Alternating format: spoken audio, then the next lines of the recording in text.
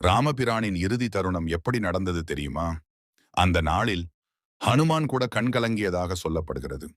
ராமபிரான் அயோத்தியை பல ஆண்டுகள் நீதியுடன் ஆட்சி செய்தார். மக்கள் அனைவரும் சந்தோஷமாக வாழ்ந்தார்கள். ஆனால் ஒரு நாள் காலதேவன் ராமரை சந்திக்க வந்தார். அவர் சொன்னார், இப்போது உங்கள் அவதார காலம் முடிவடைகிறது. அதை கேட்ட ராமபிரான் அமைதியாக சிரித்தார். ஏனெனில் அவர் விஷ்ணுவின் அவதாரம் என்பதை அவர் அறிந்திருந்தார். அந்த செய்தி மெதுவாக அயோத்தி முழுவதும் பரவியது. மக்கள் அனைவரும் அழுதார்கள். ராமா, எங்களை விட்டு போகாதீர்கள் என்று கதறினார்கள். ஆனால் ராமபிரான் சொன்னார், ஒவ்வொரு அவதாரத்திற்கும் ஒரு முடிவு உண்டு. ஆனால் தர்மம் என்றும் அழியாது.